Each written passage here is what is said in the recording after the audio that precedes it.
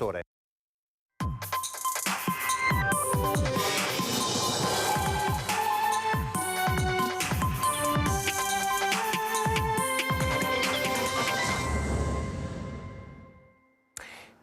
Buongiorno, prima edizione, ben ritrovati in diretta come sempre con l'informazione di Antena 3 Nord-Est che parte puntuale alle 12, saremo insieme fino alle 13:30. Sapete che in questa edizione tanti collegamenti con le redazioni sul territorio, con i nostri inviati per la cronaca della giornata, ma partiamo, oggi è martedì, torna a Ring questa sera in prima serata con il sondaggio che caratterizza la puntata di questa sera.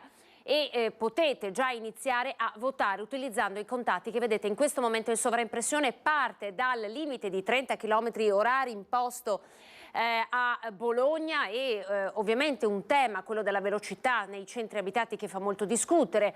Abbassare i limiti a 30 km all'ora nelle città, questo è il quesito che vi pone il sondaggio di oggi di Ring. Utilizzate lo 0422 1626 691 per rispondere sì, giusto, abbassare i limiti a 30 km orari, oppure no, utilizzando lo 0422 1626 690. Vi ricordo che la chiamata è completamente gratuita, se chiamate e sentite occupato il vostro voto è stato registrato. Partiamo dunque con il sondaggio e con la cronaca, come sempre in apertura di questa edizione dei nostri notiziari. Da diversi giorni vi diamo conto delle novità legate all'omicidio di Paderno, con il corpo di Bledar Deja trovato nei boschi del Grappa già domenica mattina. Per noi c'è la nostra Daniela Sizzia, perché questa mattina c'è l'autopsia sul corpo del papà. Daniela, ecco, ti vediamo, buongiorno. Buongiorno Anna, buongiorno ai telespettatori. Sì, sono qui all'obitorio dove alle 11 è iniziata l'autopsia di Bledar Dedia, il 39enne che è stato trovato morto in un bosco a Paderno di Pieve del Grappa domenica.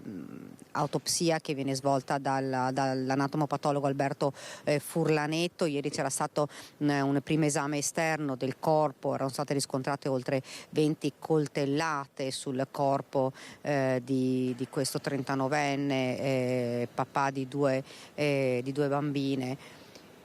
Cos'è successo?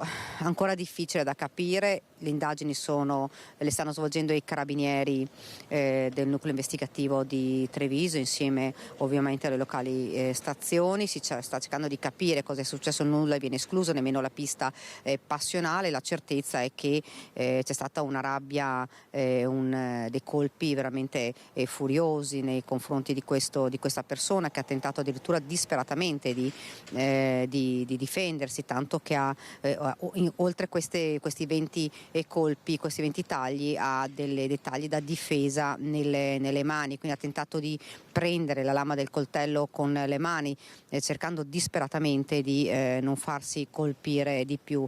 È morto nel tardo pomeriggio, di domenica, questa è l'unica certezza che abbiamo. L'anatomopatologo oggi cercherà anche di capire quanti tagli fondi sono stati inferti al 39enne e soprattutto se realmente il colpo mortale è quello che ha colpito il polmone, uno dei primi colpi che sono stati sferrati dall'assassino. Poi ci sono ovviamente indagini in corso, importante sarà il tabulato del telefono del 39enne che è stato trovato all'interno della macchina. Importante saranno le telecamere di videosorveglianza che verranno ovviamente visionate vengono visionate in queste ore, ma non solo, perché proprio in queste ore, anche oggi, c'è un po' una sfilata delle persone che conoscevano il 39enne e che stanno ricostruendo un po' gli ultimi giorni, gli ultimi periodi, le frequentazioni di questa persona. E dunque ripercorriamo in questo servizio un po' la giornata di ieri, anche da un punto di vista investigativo.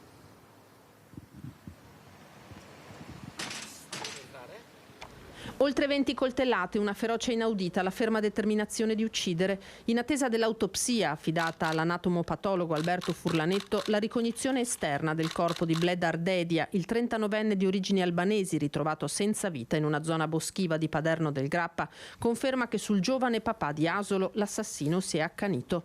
La vittima ha cercato disperatamente di difendersi, come dimostrano le profonde ferite a mani e braccia. Quali colpi siano andati in profondità e siano stati mortali lo definirà l'esame autoptico. Dedia sarebbe morto nel tardo pomeriggio di sabato, anche se le rigide temperature delle ore seguite alla sua scomparsa non consentono di stabilire con precisione l'orario del decesso. Alle 16 ha lasciato la pizzeria Antica Abbazia di Semonzo, dove lavorava, per andare di fatto incontro alla morte. Una telefonata con la cognata alle 16:15, poi più nulla. In via Colli ha incontrato qualcuno, resta da stabilire chi e perché. Non una rapina finita male, portafoglio col denaro e telefonino sono stati ritrovati nella Mercedes bianca del 39enne. Qualcuno che conosceva bene oppure una frequentazione occasionale. L'inaudita violenza con la quale è stato ucciso farebbe pensare a qualcuno che nei suoi confronti covava una profonda rabbia. Aggredito da una o più persone. L'esame delle ferite potrebbe dare una risposta in questo senso. Il corpo ritrovato con i pantaloni abbassati induce a pensare a un incontro a fini sessuali, ma è tutto da accertare. I dati contenuti nel suo smartphone e quelli delle celle telefoniche dell'area potrebbero consegnare agli investigatori elementi fondamentali, ma i carabinieri procedono in queste ore anche al setaccio delle telecamere di sorveglianza della zona, che spesso, sottolinea il procuratore Marco Martani, si rivelano determinanti. Sicuramente la presenza sul territorio di molte telecamere di sorveglianza, alcune delle quali con lettore di targhe, aiuta veramente tanto a scoprire gli autori. Nelle scorse ore i militari dell'Arma hanno proseguito in via Colli le ricerche con il metal detector a caccia dell'arma del delitto. Rilievi tecnici che proseguiranno anche nei prossimi giorni, così come l'ascolto dei soggetti più vicini a Dedia e le verifiche della sua situazione economica. Quel che è certo è che l'ennesimo delitto scuote la Marca. 8-9 omicidi nell'arco di un anno sono veramente tanti. Ecco, non sono riconducibili ad un unico fenomeno criminoso, perché ognuno di questi ha una storia a sé, però ecco, sono tanti.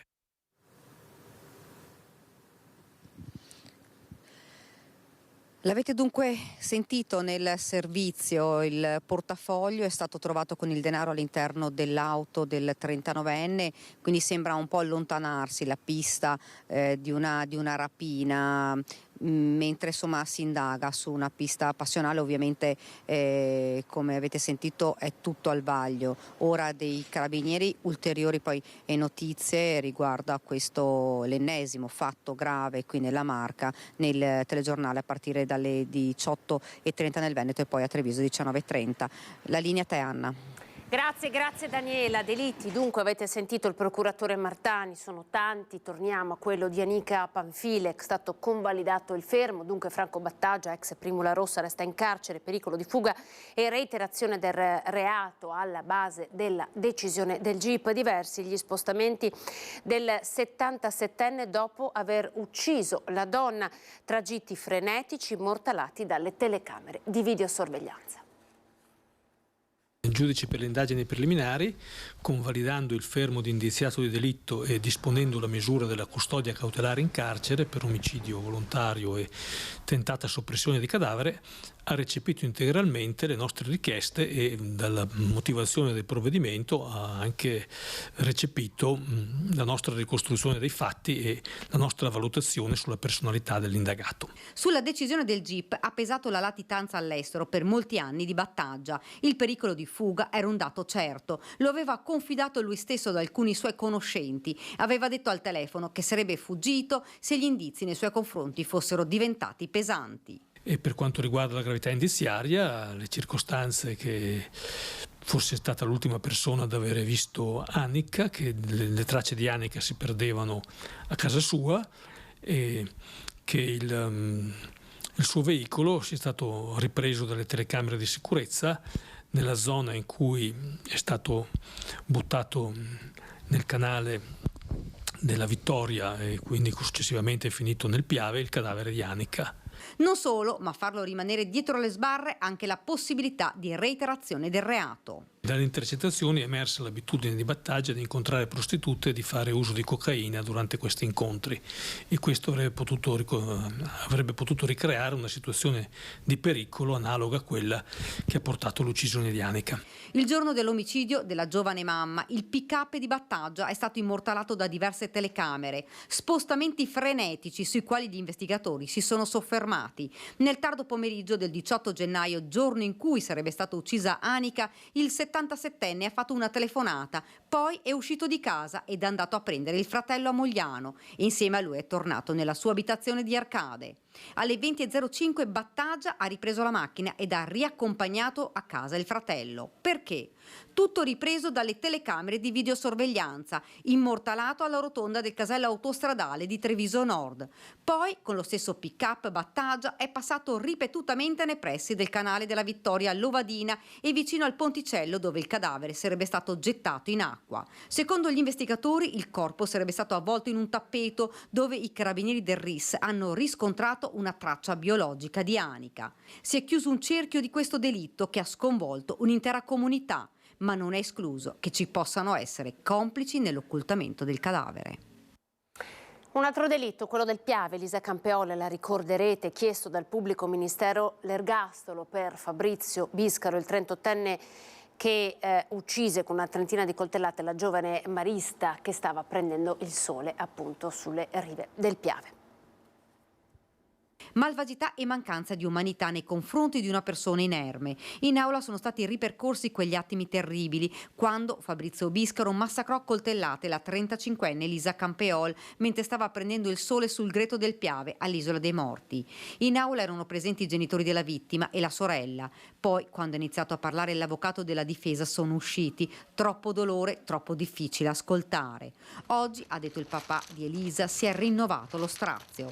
Queste notti non abbiamo dormito, gli occhi si riempiono di lacrime quando ripercorre quei momenti. Per i genitori è stato molto difficile ascoltare quello che è accaduto in aula oggi. Sono stati ripercorsi tutti i momenti minuto per minuto dell'uccisione della ragazza, tutti i momenti precedenti e anche successivi. Un dolore che non finirà mai. Vogliamo giustizia, ha detto il papà, vogliamo solo questo. Poi il racconto del pubblico ministero Gabriella Cama, che al termine ha chiesto per Fabrizio Biscaro l'ergastolo, reiterando la richiesta di custodia cautelare in carcere presentata in precedenza quando è stata consegnata alla Corte d'Assise la relazione sulla perizia psichiatrica, secondo cui Biscaro era capace di intendere e volere al momento di compiere l'omicidio. L'ho colpita, il sangue aumentava in me, il desiderio di fare del male a qualcuno, ha raccontato agli investigatori il 38enne quando è stato interrogato dopo il delitto. Ed ancora alla domanda: perché non hai abbandonato l'idea di uccidere? La sua risposta, senza esitazioni: l'avrei potuto fare, ma non l'ho fatto. Dopo il massacro, l'assassino ha mutilato la povera Elisa tagliandole un orecchio che aveva poi portato con sé. Per il pubblico ministero Cama il delitto è stato premeditato e compiuto con ferocia, seviziando la 35enne. Non ci sarebbe mai stato un vero pentimento. A parlare poi è stato il difensore di Biscaro, l'avvocato Rosa Parenti, che ha contestato la perizia psichiatrica del consulente della Corte ed ha chiesto che il suo assistito venga dichiarato incapace di intendere e volere al momento di commettere il fatto, in subordine la revoca delle due aggravanti, la premeditazione e le sevizie e il riconoscimento delle attenuanti generiche. Il processo è stato rinviato al 2 febbraio, quando verrà pronunciata la sentenza. Torniamo all'omicidio di Paderno del Grappa. Vanessa Banzato è per noi proprio sul luogo in cui è stato trovato il corpo di Bledar nei boschi di Paderno di Pieve del Grappa. Vanessa.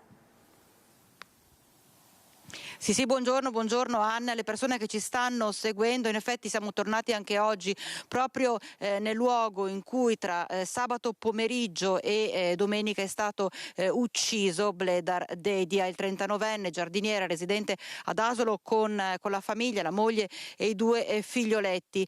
Proprio nel bosco, in una zona totalmente isolata, è avvenuto questo delitto efferato. Si parla di almeno una ventina di coltellate che che appunto sono state inflitte in maniera barbara sul corpo di Bledar Dedia. Tra l'altro gli inquirenti stanno ancora cercando tutta la giornata di ieri, hanno lavorato i carabinieri col metal detector per cercare di rinvenire l'arma del delitto, ancora però nulla, e c'è la novità perché proprio lunedì qui in questi luoghi si recheranno i tecnici del RIS di Parma per cercare davvero di scandagliare ogni minimo angolo di questo luogo che si è trasformato da splendido luogo immerso nella natura appunto a luogo di tragedia. I RIS di Parma non soltanto scandaglieranno questo luogo, ma anche controlleranno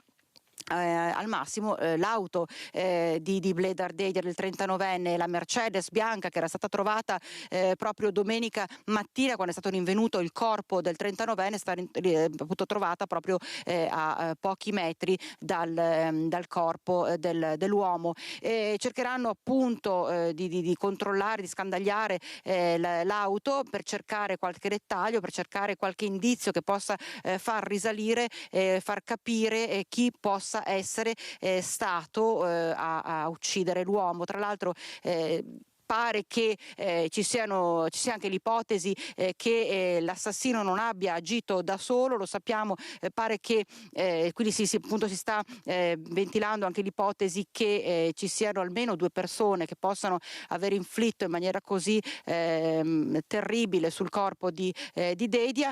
Al vaglio il telefono cellulare che è stato rinvenuto nel cruscotto dell'auto del 39enne, e da qui proprio dal telefono cellulare si potrebbe davvero riuscire a ricostruire almeno gli ultimi movimenti, per capire il perché e con chi si sia trovato il serrato appuntamento l'uomo che viveva, ripeto, ad Asolo con la moglie e i figli. Noi proprio ad Asolo siamo stati per cercare di vedere, di capire com'è la situazione in quell'appartamento che davvero è piombato nella totale angoscia. Allora, al proposito, lanciamo il servizio che ci ha portati proprio in quell'appartamento di via Tiepolo a Casella d'Asolo.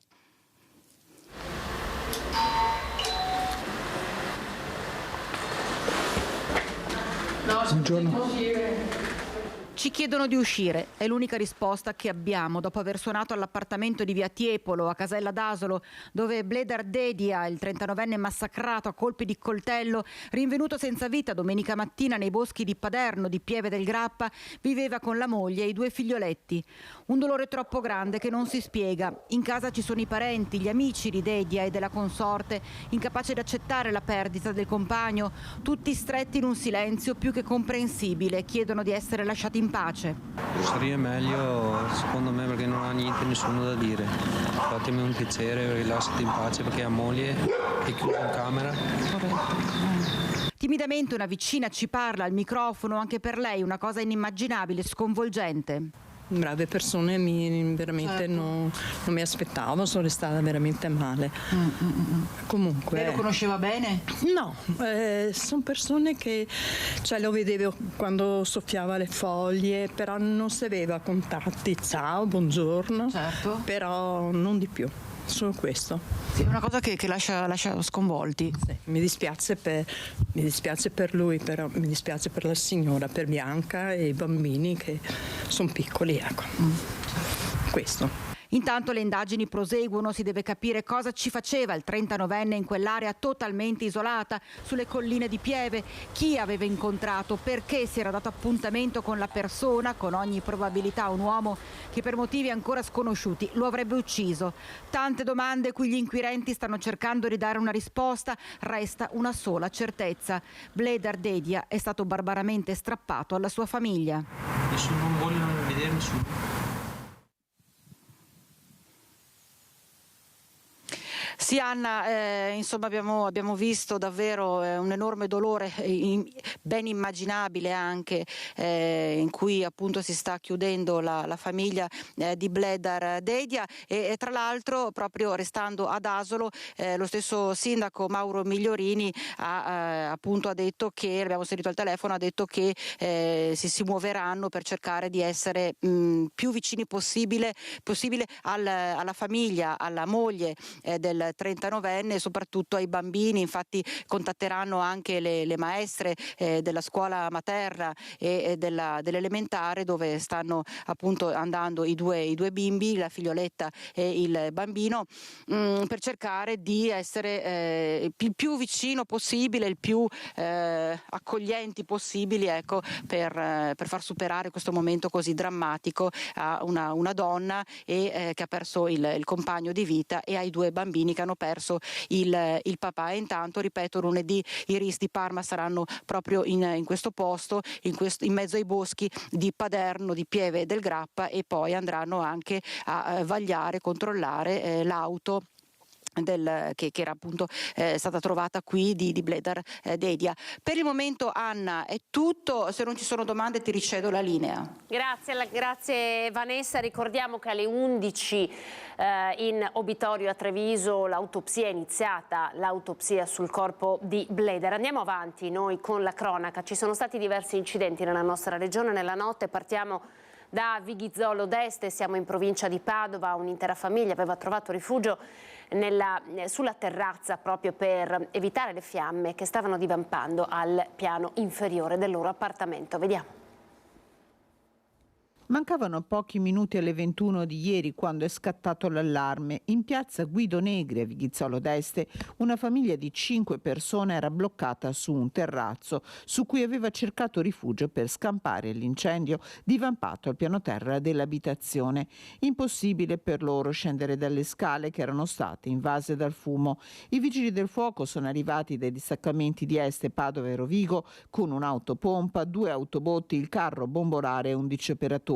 Tutta la famiglia è stata portata all'esterno della casa con l'uso di una scala italiana. Poi sono state spente le fiamme che avevano interessato il piano terra adibito a deposito di materiale vario. I 5 componenti della famiglia sono stati portati in pronto soccorso per i controlli. Sul posto anche i carabinieri. Le operazioni di spegnimento e bonifica sono terminate intorno all'1. Ancora un incendio, 4 persone sono rimaste intossicate dal fumo di un incendio che si è sprigionato alle 7 in un'abitazione di Fondamenta Lorenzo Radi nell'isola di Murano. Siamo a Venezia. I vigili del fuoco, accorsi con 3 autopompe lagunari e 12 operatori, hanno iniziato le operazioni di spegnimento riuscendo a circoscrivere le fiamme che hanno interessato le camere da letto del primo piano, altre stanze e il tetto sovrastante. Le persone intossicate sono state portate in ambulanza in ospedale e in tutto sono 4. La cronaca ci porta a Vicenza con 3 giovani richiedenti asilo che per seguire il navigatore in bicicletta si sono ritrovati in tangenziale. Per seguire il percorso impostato sul navigatore si sono ritrovati in tangenziale in bicicletta. Si tratta di 3 stranieri richiedenti asilo, tutti maggiorenni e in possesso di permesso di soggiorno temporaneo. Hanno riferito agli agenti delle volanti della questura accorse sul posto su segnalazione di automobilisti in transito che, dovendo recarsi da Vicenza Ovest, dove è la sede della cooperativa che li ospita, fino a Vicenza Est, dove ha sede la scuola presso cui dovevano frequentare le lezioni di lingua italiana, e non conoscendo bene la strada avevano seguito il percorso suggerito dall'applicazione del telefonino, non rendendosi conto che non era per biciclette ma per le auto. Gli agenti hanno quindi contattato il responsabile della cooperativa, che è arrivato sul posto con un furgoncino a bordo del quale sono state caricate le biciclette, e i richiedenti asilo sono stati accompagnati alla scuola. Nei loro confronti sono scattate le sanzioni amministrative previste per la violazione del codice della strada. Restiamo a Vicenza e Bufera sul centro sociale Bocciodromo. Dopo gli scontri di sabato con la polizia, il centrodestra chiede la revoca degli spazi. E allora per noi, lo vedo già collegato al nostro Carlo Alberto Inghilleri con l'ex sindaco di Vicenza Francesco Rucco. Carlo, buongiorno. Sì, buongiorno a tutti i telespettatori. Siamo qui a Palazzo Trissino, proprio davanti all'aula del Consiglio Comunale, e proprio in Consiglio Comunale si sta per aprire una nuova battaglia tra l'opposizione di centrodestra, rappresentata qui dall'ex sindaco Francesco Rucco, che ringrazio per essere qui con noi, e la giunta di centrosinistra capitanata dal sindaco Giacomo Possamai. Ebbene, dopo gli scontri a cui abbiamo assistito in diretta, in tempo reale, sabato scorso, grazie alle nostre troupe che hanno documentato tutto, colgo l'occasione ancora per ringraziare Luisa Bertini e Andrea Benetti, che erano lì sul posto, tra l'altro in una situazione molto rischiosa. Ebbene, dopo quegli scontri il centrodestra oggi chiede la revoca degli spazi del bocciodromo. Spiego per i telespettatori che forse non lo sanno, ma qui a Vicenza ci sono degli spazi dati in concessione dal Comune al centro sociale del bocciodromo. Ebbene, dopo quello che è accaduto, il centrodestra dice non è giusto che continuino a essere lì, tra l'altro ospitati in spazi che sono pagati dai cittadini di Vicenza. Sì, si tratta naturalmente di un fatto gravissimo, quanto accaduto sabato mattina a Vicenza, una brutta figura a livello nazionale e internazionale, tra l'altro nel momento in cui Vicenza è al centro dell'attenzione per la Fiera dell'Oro che chiude in queste ore i suoi battenti. Abbiamo chiesto questa mattina, presentando una richiesta di dibattito in Consiglio Comunale, la revoca della concessione. Questa è una concessione che nasce dall'epoca di Variati, poi è stata confermata con un bando di gara ad avviso pubblico nel 2020. In questi anni non era mai successa una cosa del genere così grave, preceduta, ricordo, dal blocco di Ponte Alto, di una zona importante, un'arteria importante di Vicenza quest'estate, una manifestazione dove intervennero anche in quel caso gli idranti. Contro la TAV, lo ricordo ai nostri telespettatori, perché la prossima battaglia che si combatterà, tra virgolette, a Vicenza è quella per l'alta velocità. Già i centri sociali hanno annunciato che faranno un'opposizione dura ai lavori e ai cantieri dell'alta velocità che stanno per arrivare qui a Vicenza, e quindi quello che è accaduto ovviamente fa riflettere anche in prospettiva per la prossima stagione, quando inizieranno i lavori della TAV. Esatto, e poi i fatti di sabato mattina. Noi abbiamo chiesto in queste ore, oltre al dibattito, un incontro urgente al prefetto e al questore, perché siamo proprio preoccupati per questa escalation di violenze che si sta verificando intorno al bocciodromo. Quindi il bocciodromo non può essere la base logistica di azioni violente, perché è uno spazio comunale, quindi va revocata la concessione. Ecco, ricordiamo ai nostri telespettatori che erano state stabilite in seno al Comitato per l'Ordine e la Sicurezza di Vicenza, in prefettura, delle prescrizioni molto precise per quanto riguarda il tragitto che avrebbe potuto fare il corteo dei centri sociali del nord-est, a parte il fatto che poi ci sarebbero stati anche degli antagonisti, cosiddetti antagonisti anche appartenenti ad altri centri sociali, non solo quelli del nord-est. Ebbene, invece a un certo punto, poco dopo l'inizio, il corteo ha deviato, alcuni attivisti hanno indossato il casco e con dei petardi e con dei bastoni sono entrati in collisione con le forze dell'ordine che volevano impedirgli appunto di uscire dal tragitto che era stato concordato. 10 poliziotti, 10 agenti sono rimasti feriti, 5 attivisti sono stati identificati, però in questo momento, abbiamo sentito il questore, sono aperte le indagini per risalire all'identità anche di altri antagonisti, poi evidentemente partiranno anche le denunce, però quello che è accaduto è grave e chiaramente adesso c'è una battaglia che si sposta invece in Consiglio Comunale sul fronte politico, dove chiedete non solo un Consiglio Comunale ad hoc ma anche la revoca degli spazi. Sì, noi chiediamo la revoca degli spazi, ma soprattutto vogliamo attenzionare la responsabilità dell'amministrazione comunale, del sindaco in particolare, perché il sindaco siede nel Comitato Ordine e Sicurezza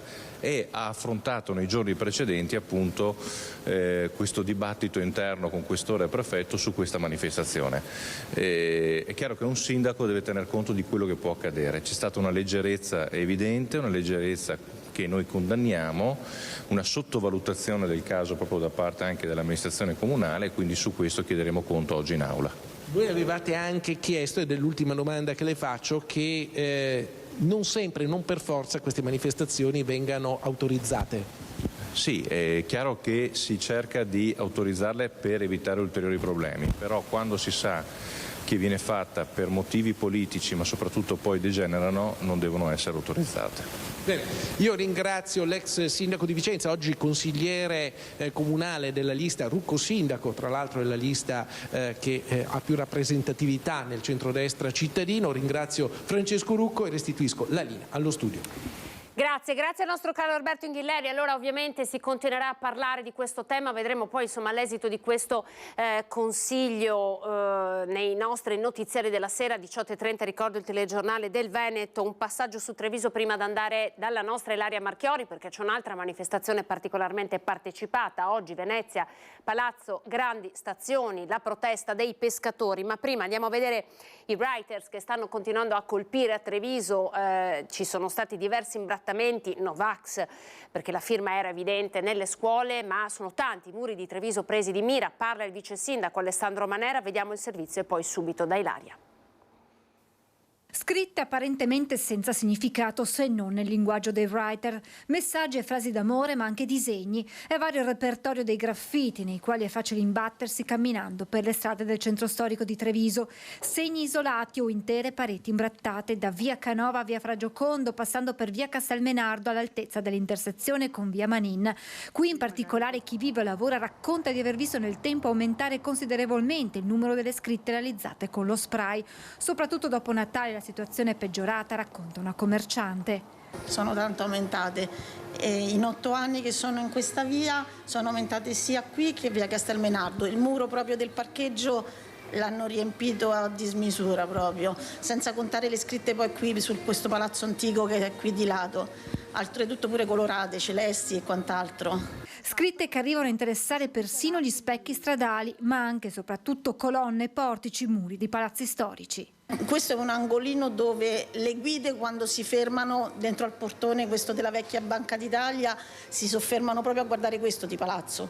Perciò vedono l'affresco che è in alto, ma vedono anche il degrado che c'è con la scritta. Grazie alle telecamere di videosorveglianza quasi sempre riusciamo a individuare i responsabili, chiarisce il vice sindaco Manera. Sono ragazzini sempre? No, neanche tanto ragazzini, a volte sono anche persone adulte solo per l'età, perché di testa sicuramente sono più ragazzini di molti ragazzini. Oltre al danno al patrimonio cittadino ci sono i costi da sostenere per la rimozione delle scritte. È un costo, ma poi quando li prendiamo il costo gli viene ribaltato con gli interessi. Da Ilaria Marchiori, allora, come già detto, siamo a Venezia, la protesta è quella dei pescatori, una categoria che ha tanto da dire, tanto da raccontare. Allora ci colleghiamo subito con la nostra Ilaria. Eccoti Ilaria, buongiorno, raccontaci tutto. Sì, buongiorno Anna, buongiorno ai nostri telespettatori. Come hai annunciato siamo proprio qui davanti alla sede di Palazzo Grandi Stazioni, dove da circa una quarantina di minuti sono arrivati moltissimi pescatori e rappresentanti del mondo della pesca. Adesso si sono un po' sparpagliati in questa zona, ma secondo quanto ci hanno detto gli organizzatori sono circa 780. Adesso una delegazione è all'interno di Palazzo Grandi Stazioni per un incontro, un vertice, proprio per discutere di quella che è una situazione che ormai si è resa grave da molti mesi e i pescatori in questo senso non vedono luce. Qui insieme a me c'è una consigliera comunale di Porto Tolle e nonché anche una pescatrice che ci può proprio spiegare qual è la situazione che voi state vivendo ormai da mesi, si potrebbe dire anche quasi da un anno. Sì, praticamente da quest'estate che siamo stati sommersi dal granchio blu. Non abbiamo più vongole in laguna, ci sono 1500 famiglie a casa senza reddito e adesso siamo qua a chiedere, abbiamo bisogno di vivificazione, lavori alle lagune che sono da anni che non vengono fatti, quindi abbiamo bisogno di seminare, di ripristinare le nostre lagune per ripristinare il nostro lavoro. Chiediamo appunto un aiuto a tutte queste famiglie in difficoltà perché i mutui ci sono, non abbiamo reddito, abbiamo intere famiglie a casa. Ecco, voi chiedete un aiuto, però questo aiuto doveva già essere arrivato, voi lo state già aspettando. Non è abbastanza purtroppo, non è abbastanza perché i mutui corrono e serve anche lo stato di emergenza, serve un blocco dei mutui per le famiglie, serve un aiuto concreto che noi famiglia per famiglia ancora abbiamo. E abbiamo bisogno anche che questa vivificazione, venga fatta il prima possibile, venga il prima possibile seminato, perché poi servono mesi su mesi, anche un anno, per che il prodotto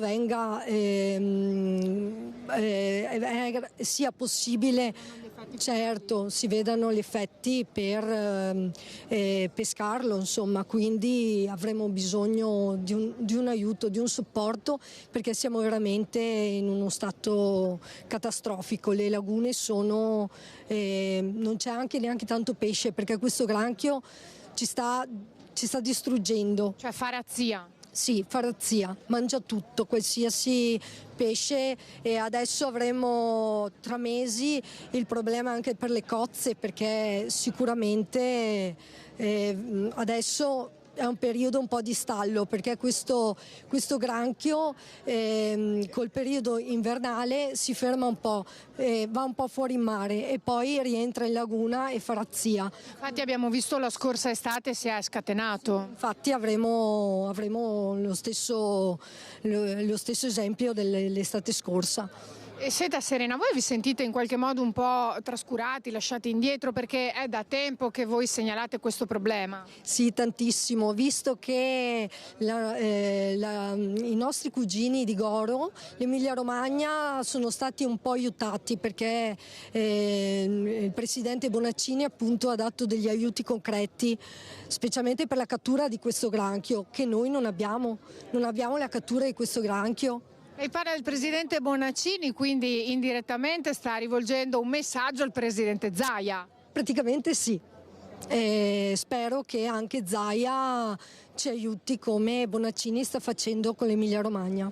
Ecco, un messaggio proprio diretto al nostro governatore. Ringrazio Serena Negri, pescatrice e consigliere comunale d'opposizione a Porto Tolle. Qui da Venezia è tutto, noi continuiamo a seguire la vicenda, cercheremo anche di capire che cosa ne è emerso e ne emerge da questo incontro che si sta svolgendo qui all'interno di Palazzo Grandi Stazioni. Nel frattempo da Venezia restituisco la linea allo studio. Grazie Ilaria Marchiori. Vi facciamo vedere questa fotografia intanto arrivata in questo momento in redazione. Sono i carabinieri del nucleo forestale di Montebelluna, coadiuvati dai pompieri, vigili del fuoco di Montebelluna, stanno traendo in salvo un cervo che era caduto, scivolato nel canale Brentella. Siamo nel comune di Volpago del Montello.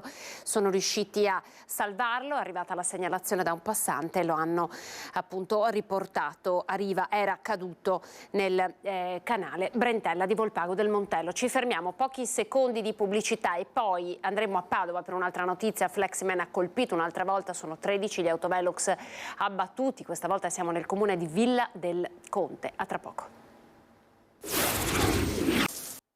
Ancora in diretta con le informazioni, tutte le notizie di Prima Edizione. Buongiorno, ben ritrovati. Andiamo ora a Venezia Maestre. Ricorderete la notizia dello spray urticante che è stato utilizzato forse da dei ragazzini all'interno della nave De Vero. Ebbene, la polizia è sulle loro tracce. Vediamo. Caos venerdì sera nel centro commerciale Nave De Vero di Marghera. Un gruppo di ragazzi di età compresa tra i 16 e i 18 anni ha spruzzato dello spray al peperoncino. Erano circa le 21, quindi la maggior parte dei clienti era già andata via.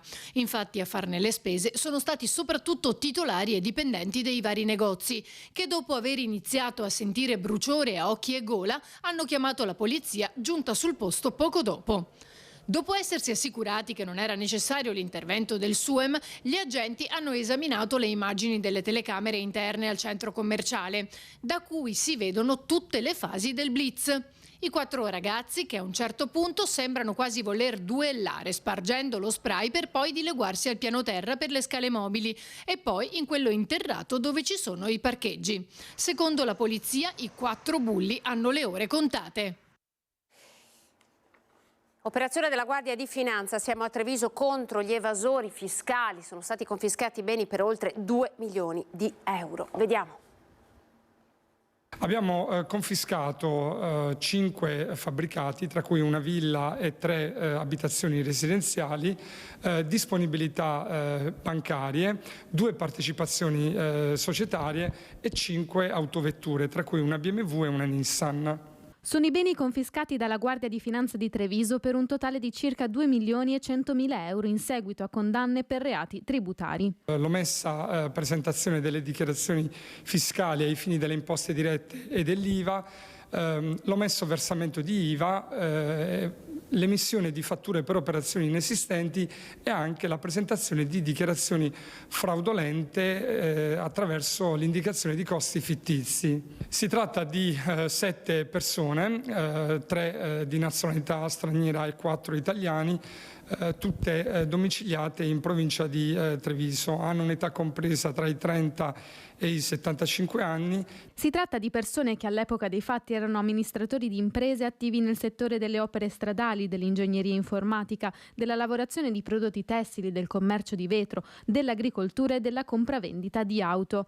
Sono 111 i mesi di reclusione complessivamente inflitti ai 7 evasori scoperti dalla Guardia di Finanza di Treviso. Il nostro intervento è stato finalizzato non solo ad assicurare pene di natura afflittiva ai soggetti responsabili, ma anche a privarli dei beni nella loro disponibilità in misura pari all'ammontare delle imposte evase. Allora andiamo avanti, torniamo al tema dei 30 km all'ora finché non riusciamo a collegarci con la nostra Chiara Gaiani per parlare del nuovo colpo agli autovelox. Rilancio intanto il sondaggio di Ring di questa sera perché è dedicato proprio a questo tema, partendo dalla decisione del Comune di Bologna che ha imposto su quasi tutto il perimetro del centro storico il limite dei 30 km orari. Di questo si parlerà questa sera ovviamente e non solo, questo è la domanda del sondaggio, abbassare i limiti a 30 km all'ora nelle città. Siete d'accordo o non siete d'accordo? Utilizzando i numeri che avete in sovraimpressione, una questione che ha toccato anche la città di Treviso. Sentite la riflessione del sindaco Mario Conte.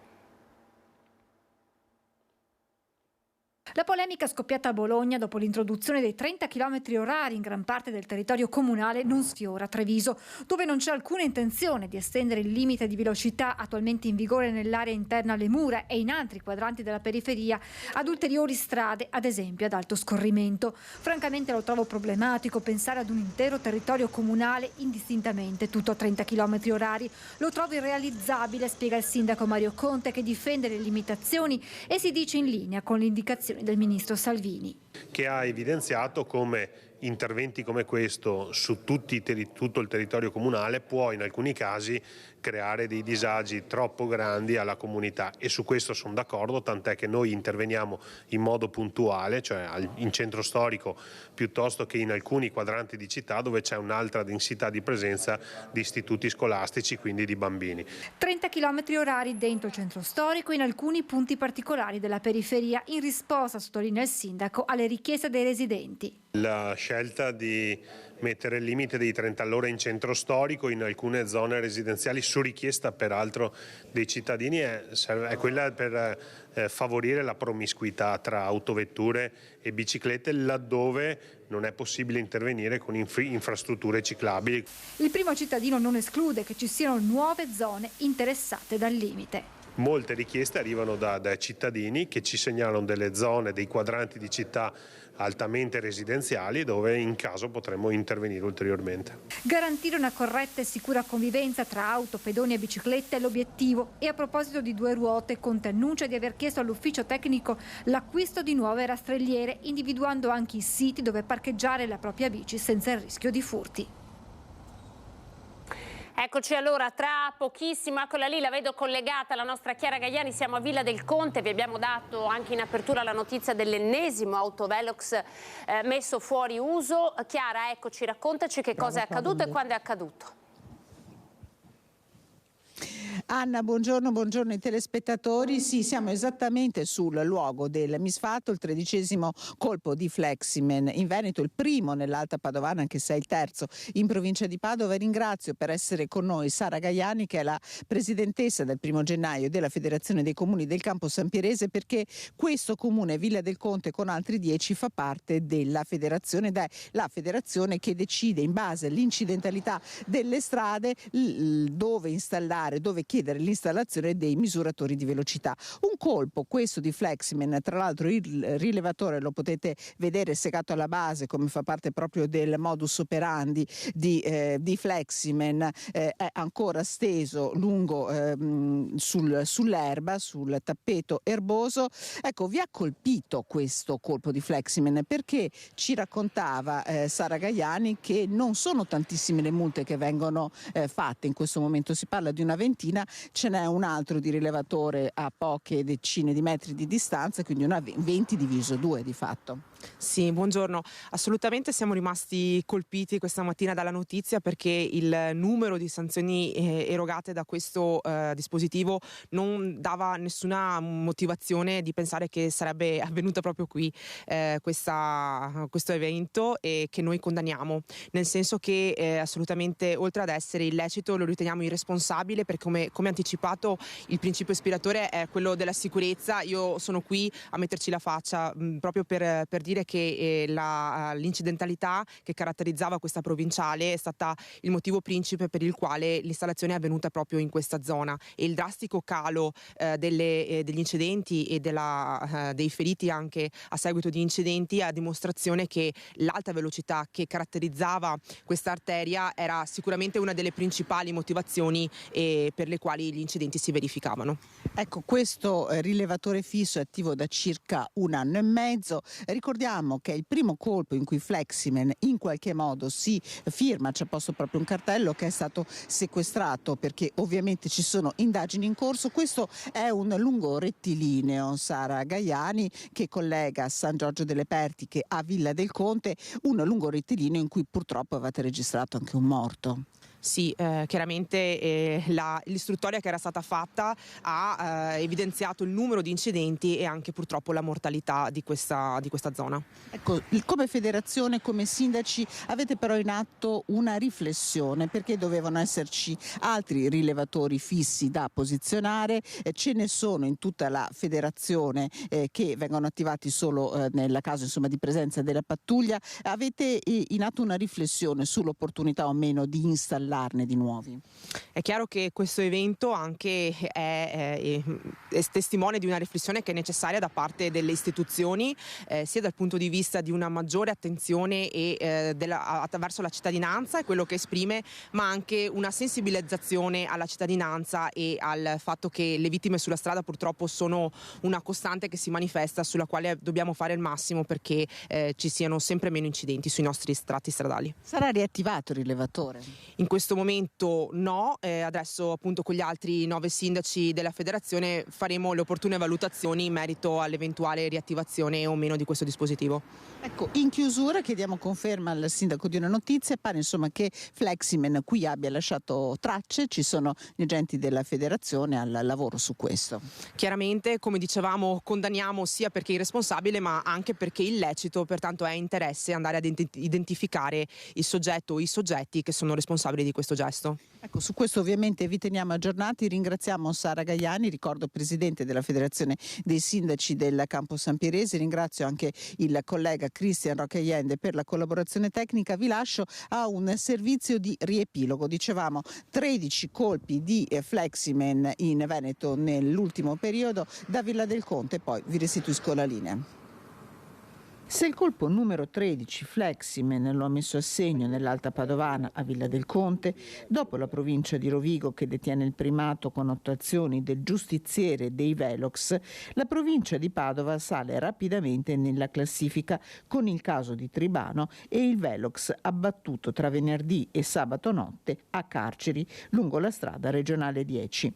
Dubbi che si tratti di un'azione di Fleximen restano per i 2 Velox di Cadoneghe lungo la strada 307 del Santo, uno dei quali è stato fatto esplodere con polvere pirica il 9 agosto.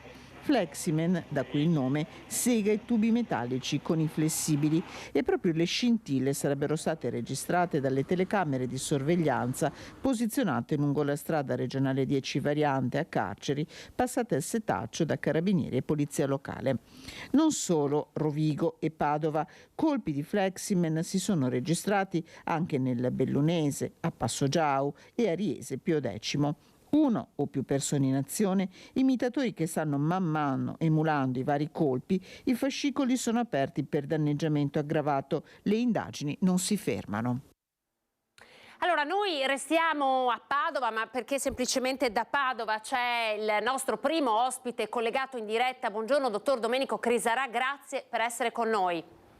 Buongiorno ai telespettatori. Buongiorno dottore, Federazione Nazionale dei Medici di Medicina Generale, lei vice segretario nazionale e comunque una voce, un volto che diciamo è sempre stato testimone, no, di quello che stava accadendo dal punto di vista sanitario, la figura del medico di medicina generale.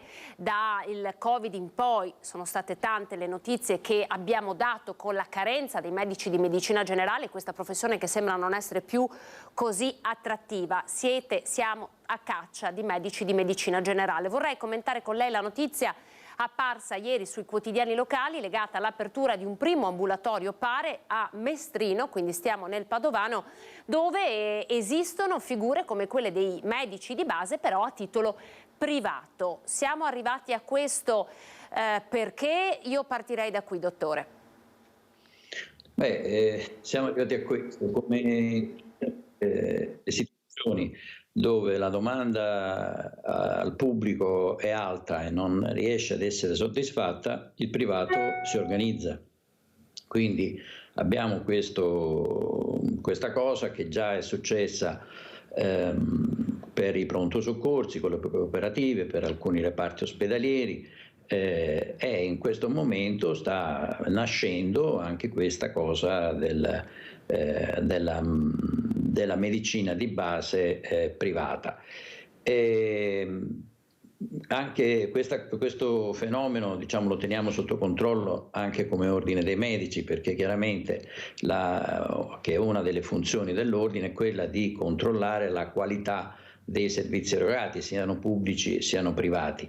E comunque è un fenomeno preoccupante, anche perché restringe sempre di più la possibilità delle cure a chi non può economicamente permettersela e lascia la possibilità di curarsi, di avere le cure di base, che sono poi quelle più necessarie, soltanto a chi come dire, se lo può permettere economicamente. E guardi che questo non è un fenomeno né padovano né veneto, ma è un fenomeno che si sta sviluppando in tutte quelle aree del paese dove non si riescono a trovare medici di famiglia, ma anche altri medici convenzionati col sistema sanitario nazionale.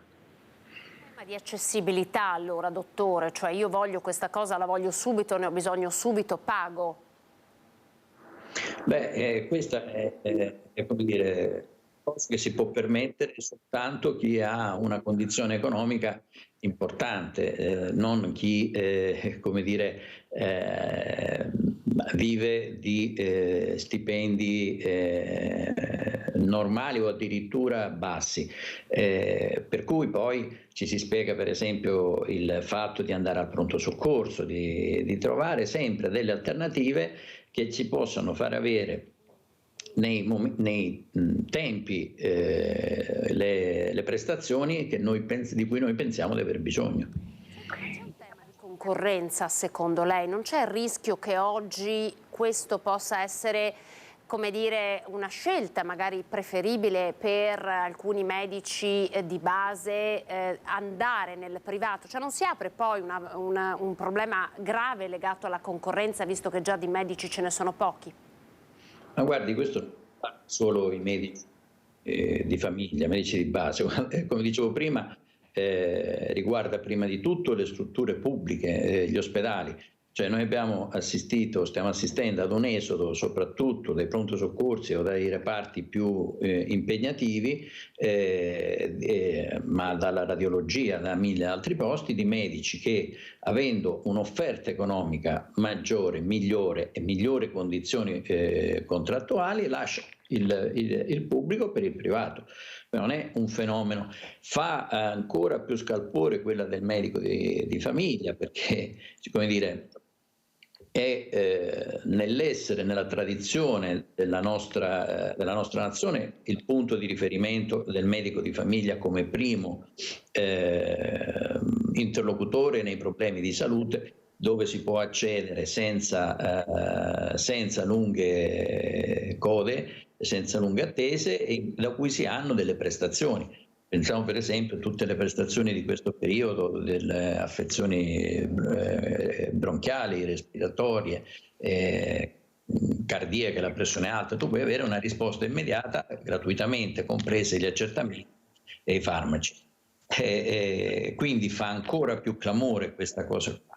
Però è figlia dei tempi ed è figlia del fatto che i medici preferiscono andare a lavorare nel privato rispetto a convenzionarsi o a farsi assumere dal pubblico.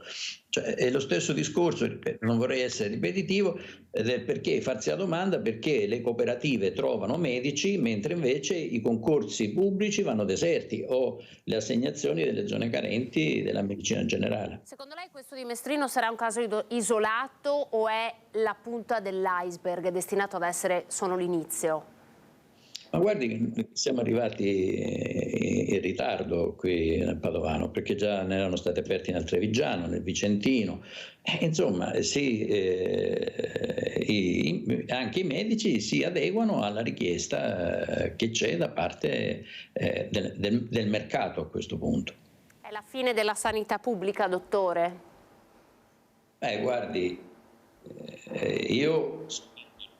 però è chiaro, se noi vogliamo questa tendenza, bisogna cominciare a investire sul fattore umano. Non si può più pensare che un medico o un infermiere, guardi che un altro problema grossissimo sono quello degli infermieri, ancora più drammatico dei medici, perché gli infermieri mancano davvero, mentre i medici non è vero che manchino. Noi siamo, secondo il rapporto OCSE, tra i paesi che hanno il maggior numero nel rapporto tra medici e popolazione. Il problema è che bisogna investire in termini di riconoscimento di professionalità, sia dal punto di vista vero e proprio professionale, sia dal punto di vista economico. Non è più possibile che gente che impiega minimo 9 anni della propria vita per formarsi, poi alla fine abbiano dei trattamenti economici che sono praticamente non compensano lo sforzo e l'impegno che è stato dato prima e che viene dato durante il lavoro, comprese le responsabilità. Secondo lei c'è anche un tema legato adesso al di là della mancanza del medico di base, ma anche legato, prima lei parlava di qualità, no? Il medico di base tendenzialmente viene assegnato quello che territorialmente è il più vicino. Secondo lei, proprio perché si tratta di professionisti privati, c'è anche un po' la voglia di poterselo scegliere il proprio medico? Lei ha la percezione che ci sia anche questo dal punto di vista dell'utenza? No, guardi che non è come dice lei, perché da sempre il medico di famiglia te lo sceglie, non te l'assegna. Per cui è l'unico medico in questo paese, in Italia, che dipende totalmente ed esclusivamente dalla scelta del cittadino. Per cui è il cittadino che sceglie il medico. Se poi non è contento del suo operare, del suo operato o della sua qualità, può tranquillamente cambiare, mentre questa cosa non succede per esempio nelle strutture ospedaliere. Quindi poi che adesso si crea una carenza tale in cui è difficile cambiare, quello è un altro discorso. Però la medicina generale in questo paese si basa sulla scelta fiduciaria. No, chiarissimo, chiarissimo. Infatti era interessante anche appunto dire quanto vi sia libertà di scelta nel cambiare il medico. Basta andare all'anagrafe, il medico si può cambiare senza problemi. In ultima battuta, prima di congedarla, lei diceva in apertura faremo delle verifiche, no, all'interno del nostro ordine. Verifiche di che tipo?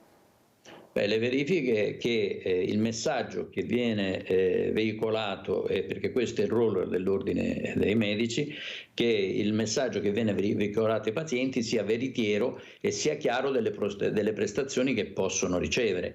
Perché per esempio, anche se si dice medico di base o medico di famiglia, loro non hanno la possibilità di utilizzare il ricettario regionale, cioè non possono ricettare a spese del sistema sanitario nazionale. Quindi qualunque prestazione, dalla semplice collirio alla TAC, alla residenza, è a carico del cittadino. Ecco, ha fatto molto bene a chiarire questo aspetto, perché appunto un conto è la notizia che viene lanciata così e che rischia di trarre in inganno anche i potenziali utenti, pazienti, un conto è quello che poi di fatto questi ambulatori possono fare. Grazie dottore per essere stato con noi e per averci dedicato il suo tempo. Domenico Crisarà, arrivederci. Arrivederci. Arrivederci, grazie. So che ha già collegato, e lo ringrazio, Alberto Villanova, consigliere regionale Lega, perché tra pochissimo, dopo la pubblicità, eccola, buongiorno, grazie. Buongiorno a voi. Grazie per essersi collegato con noi. Tra pochissimo il tema dell'autonomia. Oggi pomeriggio alle 17 si vota in Senato e con Alberto Villanova faremo un po' il punto, no, di questo viaggio, di questo disegno di legge piuttosto complicato, ma insomma che di fatto oggi arriva alla resa dei conti. Tra pochissimo, dopo la pubblicità.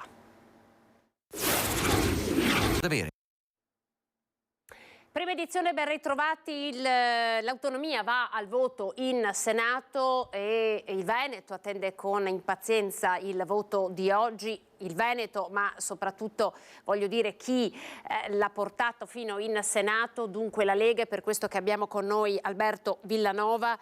Grazie per essere con noi, Presidente Intergruppo Lega Liga Veneta. Allora, il voto di oggi è un voto importante perché arriva dopo anni di battaglie di fatto. Vogliamo ripercorrerle insieme? Sì, sono tanti anni di battaglie politiche, battaglie di un partito che ha iniziato a lavorare più di 40 anni fa e che oggi finalmente arrivano nell'aula del Senato. Diciamo che da parte della Regione Veneto tutto è iniziato nel 2014, quando è stata promulgata la legge, e dopo nel 2015, quando la Corte Costituzionale ha dato la possibilità al Veneto di celebrare il referendum. Ricordiamoci che nel frattempo il governo Renzi aveva impugnato la legge della Regione Veneto, venendo poi sonoramente bocciato proprio dalla Corte Costituzionale. Siamo arrivati al referendum del 2017, dove ci ricordiamo come il governo Gentiloni abbia cercato di boicottare questo referendum, facendo pagare i costi dei militari ai seggi, impedendo ai veneti di usare la tessera elettorale e in mille altri modi, ma lì i veneti si sono espressi in maniera chiara e inequivocabile sul fatto che volessero l'autonomia. Dopo, da quel giorno del referendum, dai 2284 giorni che voi ricordate sempre, e su questo lasciatemi dire che anche voi con Media Nord-Est, le vostre reti, avete sempre partecipato a questa battaglia ricordando il tempo che è passato da quel referendum. Finalmente, dopo tanti governi dove ci sono state fatte promesse, dove sembrava di andare avanti ma in realtà si tornava sempre indietro, adesso finalmente siamo arrivati ad un passo importante, direi quasi fondamentale. Con questa votazione che vedrà oggi il Senato votare la legge sull'autonomia per poi mandarla al passaggio nella Camera, nel Parlamento. Quindi ci sarà un altro passaggio parlamentare e dopodiché verrà promulgata questa legge fondamentale, la famosa legge quadro, per semplificare, quella di cui abbiamo sentito parlare tante volte nei vari governi. Finalmente avremo un punto di partenza dal quale far partire l'interlocuzione tra il governo e la regione, perché ricordiamo che la Costituzione parla di un accordo tra il governo e ogni singola regione che vuole l'autonomia. Ecco, allora, e qui si inizierà a trattare. A questo proposito, Villanova, le facciamo sentire ai telespettatori che magari ieri non hanno seguito Ring le dichiarazioni di De Carlo, quindi Fratelli d'Italia, sul voto di oggi, e che in qualche modo ricalcano proprio quello che sta dicendo lei, cioè inizia con questa nuova legge l'interlocuzione tra Stato e Regioni. Senta in che termini ne parla e poi lo commentiamo insieme. Domani vota? Domani voto a favore dell'autonomia.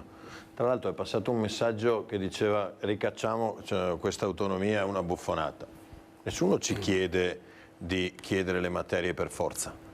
C'è la libertà data alle regioni di chiedere o meno fino a 23 materie. Cioè tutte. E quindi, cioè tutte. Quindi saranno le regioni a decidere con le loro maggioranze, sentite anche i loro cittadini, se averla o meno. Io credo che il messaggio, quello prima ancora, cioè quello la Meloni non vuole l'autonomia, è sbugiardato dai fatti. Io credo che i miei amici di percorso alleati vedano l'autonomia come noi oggi solo perché c'è un governo Meloni, non certo perché ci sono stati altri governi, ma questo non è una condizione soggettiva di Luca De Carlo, è oggettivo. Domani si vota per la prima volta l'autonomia e per la prima volta arriva in Senato, e non è a caso che arrivi con un governo Meloni, con il precedente Meloni. Quindi scrivere la Meloni non vuole l'autonomia è quantomeno ridicolo e sbugiardato dai fatti. Io mi ricordo a Varino, quando venivo qua, c'erano gli stessi messaggi che non credevano a Fratelli d'Italia, forse a sostegno. Fratelli d'Italia. Ma il gruppo è compatto, no? Cioè poi è difficile nel caso di Giorgia Meloni che il gruppo non sia compatto, no? In Fratelli d'Italia. Perché non dovremmo essere compatti? No, perché ci sono anche senatori del Sud, no? Che poi si dice... I senatori del Sud possono non richiederla.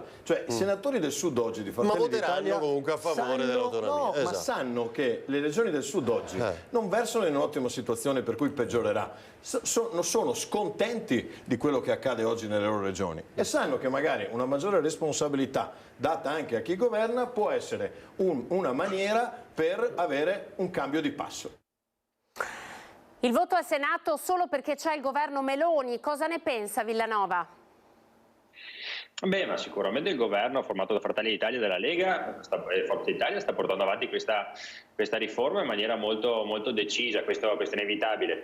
Direi che sono molto contento di sentire gli amici di Fratelli d'Italia così convinti sull'autonomia, che oggi sono così convinti sull'autonomia. Insomma, abbiamo sentito Giorgia Meloni nella conferenza di inizio anno parlare in maniera diciamo iper convinta su questa riforma necessaria per il Paese.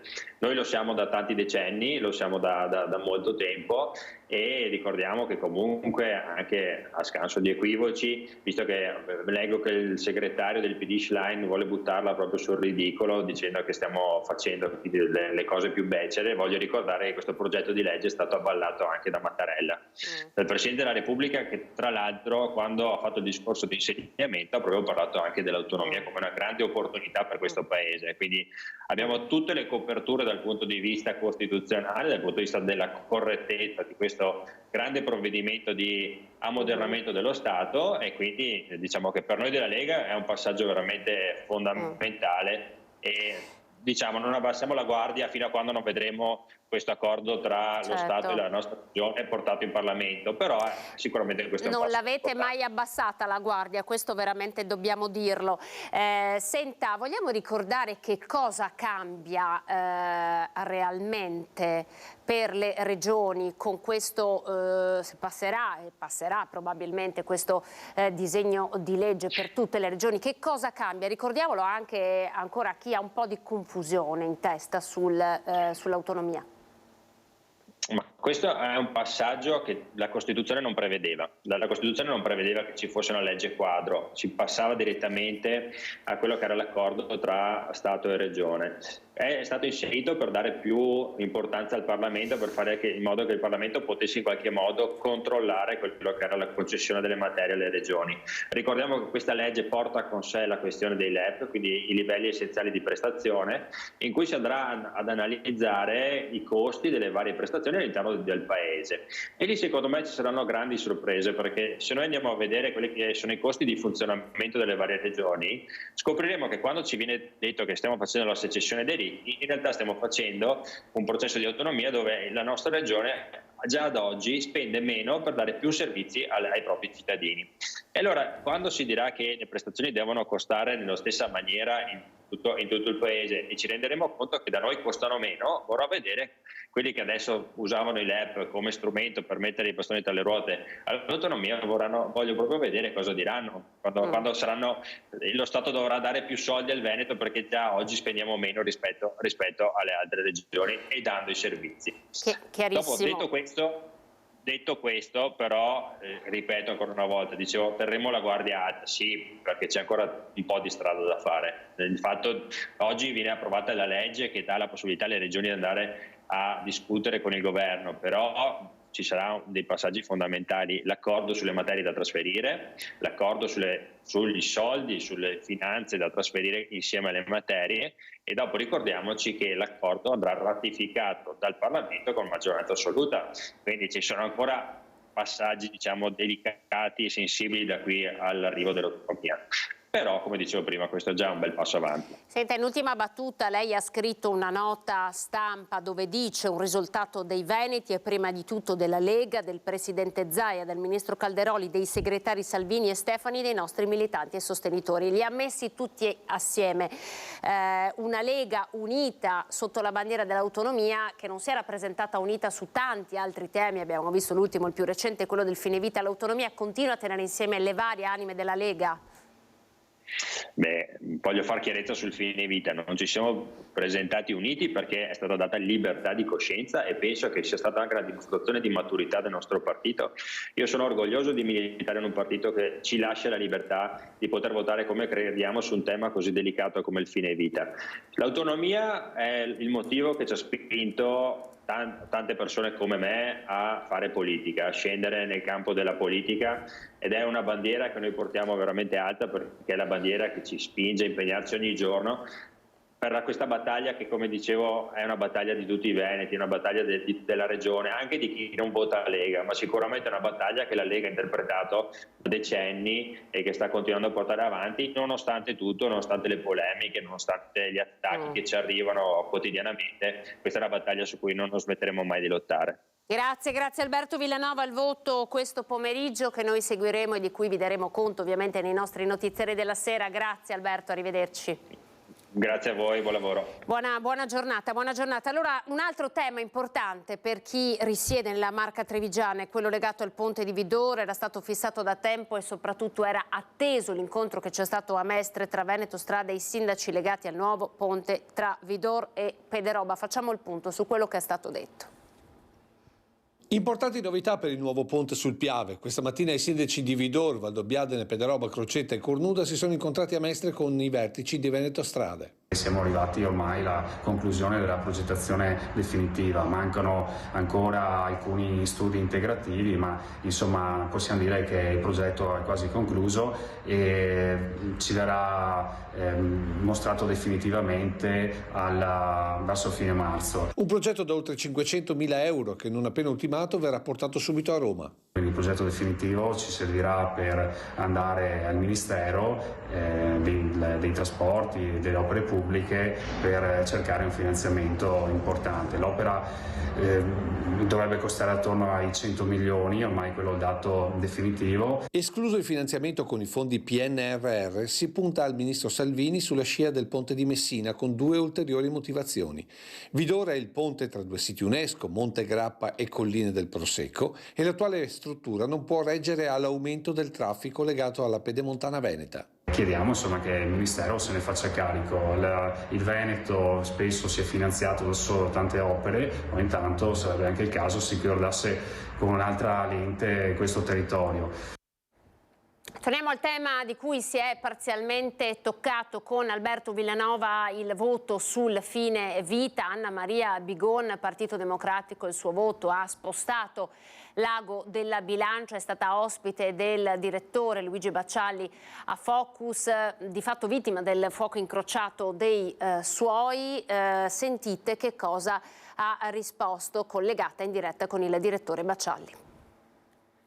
Ho ricevuto, è vero, all'interno del partito tante critiche e questo non me l'aspettavo, dico la verità, perché parte dal presupposto che io faccio parte di un partito che è pluralista e di per sé dovrebbe quantomeno ascoltare quelle che sono le varie sensibilità. Ci sono state anche proteste all'interno del partito, ma anche chi l'ha difesa a spada tratta. Tra questi cito Del Rio, che addirittura ha detto: se dovessero toccare Anna Maria Bigon io prenderei dei provvedimenti, ha minacciato addirittura di dare le dimissioni. Mi fa molto piacere aver ricevuto questo tipo di solidarietà da parte di Graziano Del Rio, ma anche di tante altre persone del territorio e onorevoli, ma soprattutto le persone che magari conosco, che fanno parte della semplice comunità, perché questa dobbiamo rappresentare e questi sono in buona parte anche con me. Va assolutamente fatta una legge nazionale che preveda determinati requisiti. Allora in Veneto si è scelto di portare avanti questa legge, questa proposta di legge. Si è detto che è una procedura sanitaria, benissimo. Se è una procedura sanitaria, ho detto io, e quindi solo per determinare i tempi e le modalità di arrivo al suicidio assistito, quindi di arrivo al diritto alla morte, benissimo, basta una delibera della giunta regionale. Lo hanno fatto in Toscana, lo hanno fatto in Puglia, poteva benissimo farlo il presidente Zaia all'interno della regione Veneto.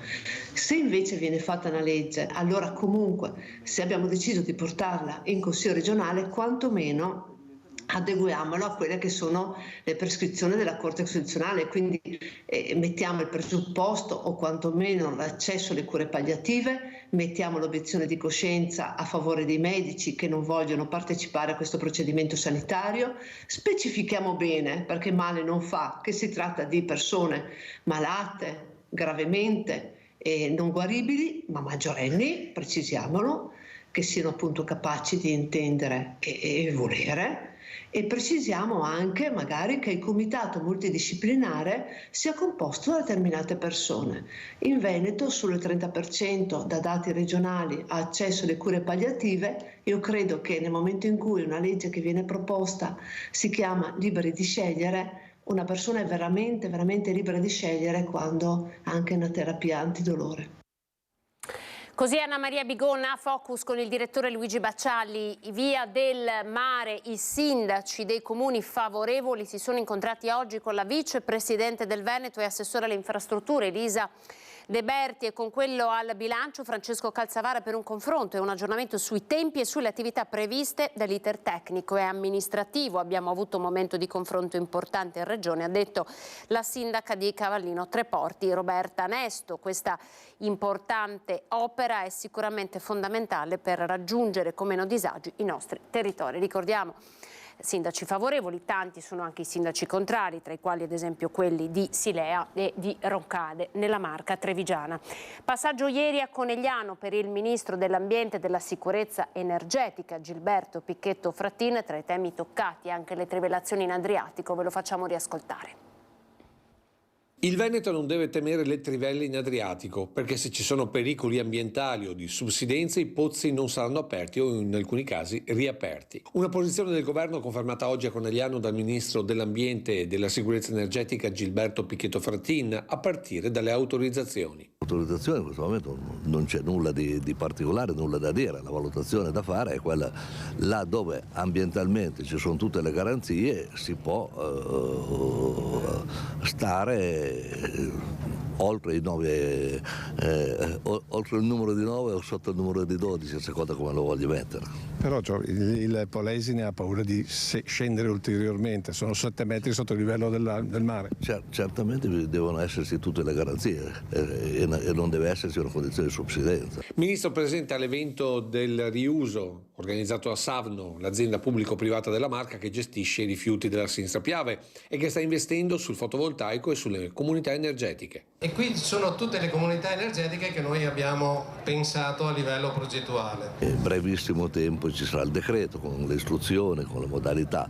È una sfida culturale quella delle comunità energetiche, è quella di essere contemporaneamente produttori e consumatori. Quindi confidiamo molto investiamo anche molto, perché vorrei dire sulle comunità energetiche noi ci investiamo 5 miliardi e 700 milioni. Energia che comunque non potrà sostituire, secondo il ministro, il nucleare. Il futuro però non può che essere un nucleare sicuro, io dico quello piccolo, e naturalmente però tutto questo va verificato prima. C'è una novità, c'è via libera della commissione aggiudicatrice con l'individuazione del costruttore per il bando della nuova pista da bob di Cortina. Torniamo a parlarne, ne parleremo anche questa sera. Potrebbe ospitare le gare delle Olimpiadi 2026 in Italia, lo ha reso noto la Simico, la società Infrastrutture Milano Cortina. Il commissario di governo Luigi Valerio Sant'Andrea spiega: una nota di Simico ha formalmente comunicato alle amministrazioni e agli enti di competenza che si sono conclusi i lavori della commissione aggiudicatrice con l'individuazione dell'operatore economico, la società Pizzarotti, che ritiene l'opera fattibile nei modi e nei tempi previsti nello stesso bando come indicati dalle federazioni internazionali. Dunque la pista da bob probabilmente vedrà la luce, c'è il via libera della commissione aggiudicatrice. Restiamo nel bellunese perché c'è un tema legato agli incidenti sul lavoro in provincia di Belluno. Ci sono diversi infortuni, diverse morti sul lavoro e tanti sono i progetti per provare a debellare questa piaga. Li ascoltiamo. Edilizia e agricoltura sono i due settori dove sono di più gli incidenti sul lavoro. Da INAIL, Spisal e scuola edile parte un percorso che mira al contenimento del fenomeno. Nella CFS, scuola edile di Belluno, creata oltre 70 anni fa, studiano un centinaio di ragazzi e il 60% dei 3.500 iscritti. La cassa edile della provincia proviene dai suoi corsi. Con INAIL nasce un progetto regionale di cui Belluno è capofila e coordinatrice per analizzare attraverso 5.000 questionari il perché di certi infortuni e l'incidenza in essi dello stress da lavoro correlato. Con lo Spisal, invece, si creeranno dei percorsi per formare i cosiddetti lavoratori in quota, ossia quelli che lavorano in alto, a volte appesi a corde, come avvenne con il naufragio della Costa Concordia all'isola del Giglio, dove chi vi lavorò fu formato proprio dai bellunesi. Nel percorso sullo stress lavoro correlato ci aspettiamo di raccogliere una serie di dati molto interessanti che ci permettano dopo di indirizzare la formazione specifica. Dall'altro? Dall'altro è una conferma della bontà delle nostre attività formative in questo settore. Tra gli obiettivi anche il capire l'incidenza percentuale negli infortuni da parte dei lavoratori stranieri, che in provincia di Belluno sono però meno che nel resto del Veneto. Ormai da molti anni tutte le aziende, i lavoratori partecipano a dei corsi di formazione per quanto riguarda la sicurezza. Noi proprio oggi cerchiamo invece di guardare oltre ai corsi, cercando magari di intercettare, come con il bando INAIL, eventuali problematiche che poi magari, mi riferisco poi allo stress correlato, che magari in cantiere possono diventare dei problemi e di conseguenza poi trasformarsi magari in incidenti e molte volte anche pericolosi. Notizia dell'ultima ora che ci porta a Resana, Marca Trevigiana. Un uomo di 34 anni è stato arrestato, condotto in carcere per scontare una pena detentiva di 3 anni in quanto riconosciuto come responsabile di rapina e lesioni ai danni di alcuni giovanissimi, tra cui 2 ragazze minorenni. I fatti risalgono a 4 anni fa, quando l'imputato partecipò ad una rapina picchiando i ragazzi che egli stesso aveva invitato a casa sua per trascorrere la serata. In quelle circostanze gli ospiti furono privati di portafogli e telefoni cellulari. In seguito, grazie alle segnalazioni delle vittime, l'uomo fu individuato dai carabinieri e denunciato. Ebbene, è stato portato in carcere, 3 anni di pena detentiva per lui. Vi ricordo Ring, il sondaggio di questa sera, Ring che torna in prima serata con il vice direttore Ferdinando Avarino, abbassare i limiti di 30 km all'ora nelle città. Questo è il tema del sondaggio di questa sera, sulla spinta, diciamo, del provvedimento che è stato preso nella città di Bologna. Gli ospiti di questa sera saranno Nicolò Rocco per Azione, l'onorevole Gian Antonio D'Are, europarlamentare Lega, Claudio Borgia, Fratelli d'Italia, e Stefano Pelloni per il Partito Democratico. Nella seconda parte il tema appunto sarà quello dei 30 km orari con Andrea De Checchi, assessore all'urbanistica di Treviso, Angelo Centola, direttore dell'ACI di Treviso, e Andrea Aragona, assessore all'urbanistica di Padova, dunque della città del Santo. È tutto, vi ringrazio per essere stati in nostra compagnia, come sempre chiudiamo con uno sguardo alle previsioni del tempo e poi dopo di noi torna il grande cinema di Antenna 3. Grazie per essere stati in nostra compagnia, vi auguro un buon proseguimento di giornata, arrivederci.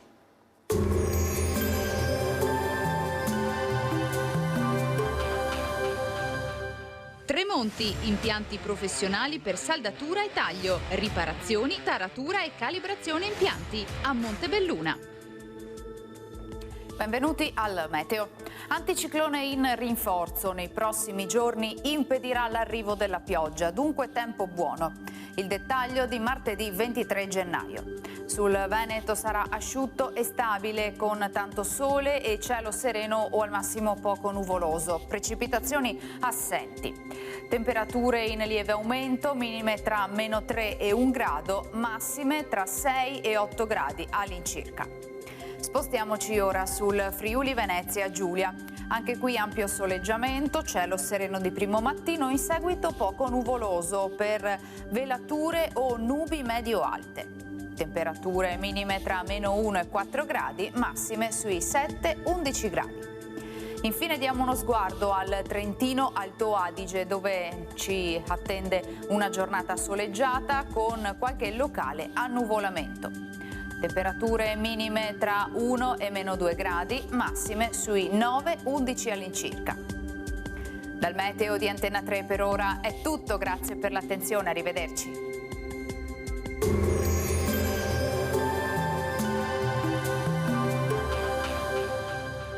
Tremonti, impianti professionali per saldatura e taglio, riparazioni, taratura e calibrazione impianti a Montebelluna.